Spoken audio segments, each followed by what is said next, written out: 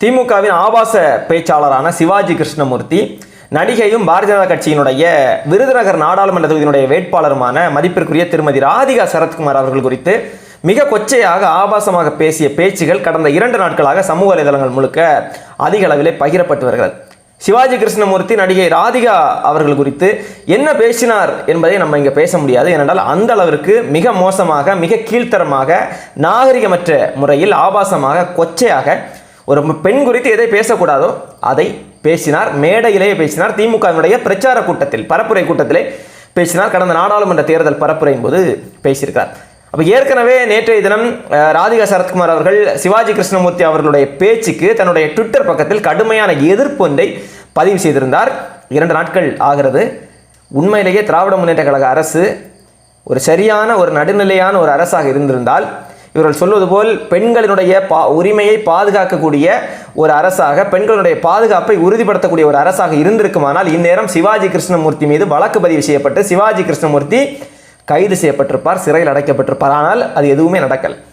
அப்போ அதை தொடர்ந்து ராதிகா சரத்குமார் அவர்களுடைய தரப்பிலிருந்து என்ன செஞ்சிருக்கிறாங்கன்னா, சரி, எந்த நடவடிக்கையுமே எடுக்கவில்லை என்று சொல்லி இன்றைய தினம் ராதிகா சரத்குமார் அவர்களுடைய உதவியாளர் சென்னை காவல் ஆணையர் அலுவலகத்தில் சிவாஜி கிருஷ்ணமூர்த்தி மீது நடவடிக்கை எடுக்க வேண்டும் என்று சொல்லி ஒரு புகார் மனு ஒன்றை கொடுத்திருக்கிறார்கள்.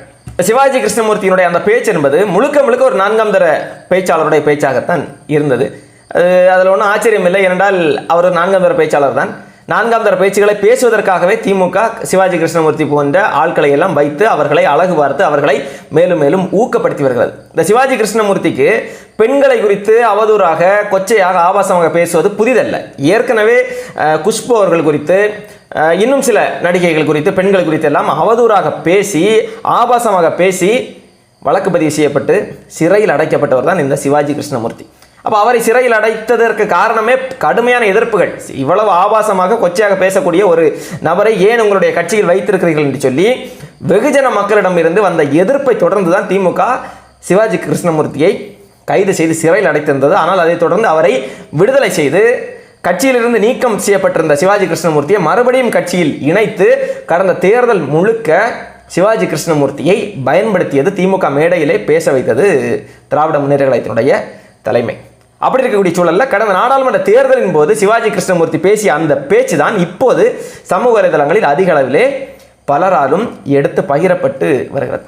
சமீபத்தில் தான் திமுக அரசு, காவல்துறை சவுக்கு சங்கரை கைது செஞ்சாங்க. கைது செய்து சிறையில் அடைத்தார்கள். எதற்கு?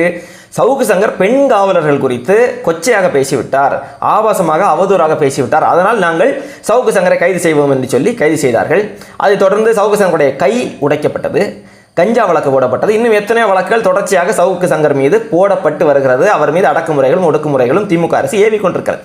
இப்போ சவுக்கு சங்கர் பெண் காவலர்கள் குறித்து அவதூறாக பேசினார் என்ற காரணத்திற்காக உடனடியாக சவுக்கு சங்கரை கைது செய்த திமுக அரசு ராதிகா சரத்குமார் குறித்து அவதூறாக பேசிய, ஆபாசமாக, கொச்சையாக பேசிய சிவாஜி கிருஷ்ணமூர்த்தியை ஏன் கைது செய்யாமல் வேடிக்கை பார்க்கிறீர்கள்? ஏன் வேடிக்கை பார்க்கிறீர்கள்? பெண் காவலர்களை குறித்து பேசிவிட்டார், நாங்கள் பெண் காவலர்களுக்கு பாதுகாப்பானவர்கள், பெண் காவலர்களுடைய கண்ணியத்திற்கு எதிராக சவுக்கு சங்கர் பேசிவிட்டார், பெண்களுக்கு எதிராக பேசிவிட்டார் என்று நடவடிக்கை எடுத்ததாக சொன்ன திமுக அரசு ஏன் ராதிகா சரத்குமாரை பெண்ணாக தெரியவில்லையா? உங்களுக்கு தெரியவில்லையா? ஏன் நடவடிக்கை எடுக்கல? ஏன் நடவடிக்கை எடுக்கவில்லை? எது உங்களை தடுக்கிறது? சவுக்கு சங்கர் மீது நீங்கள் நடவடிக்கை எடுத்ததற்கு காரணம் அவர் பெண் காவலர்களை குறித்து பேசிவிட்டார் என்பதற்காக அல்ல.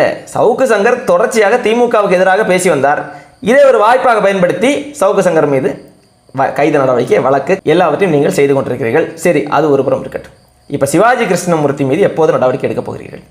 எப்போது நடவடிக்கை எடுக்கப் போகிறீர்கள்? உடனடியாக திமுக அரசு சிவாஜி கிருஷ்ணமூர்த்தி மீது வழக்கு பதிவு செய்து அவரை கைது செய்யுங்கள், சிறைப்படுத்துங்கள். எப்படி சவுக்கு சங்கரை சிறைப்படுத்தினீர்களோ அதே போன்று சிறைப்படுத்துங்கள். இல்லைன்னா பெண்ணியம் குறித்தும், பெண் விடுதலை குறித்தும், பெண் உரிமைக்காக நாங்கள் தான் பாடுபட்டு கொண்டிருக்கிறோம் என்கிற கதைகளை இனியும் ஓட்டாதீர்கள்.